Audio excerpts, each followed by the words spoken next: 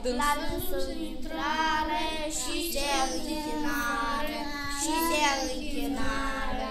cu daruri gătite, lui Hristos menite, având fiecare bucurie mare, bucurie mare, care bucurie și aici să fie, de la tinerețe până la bătrânețe, până la bătrânețe.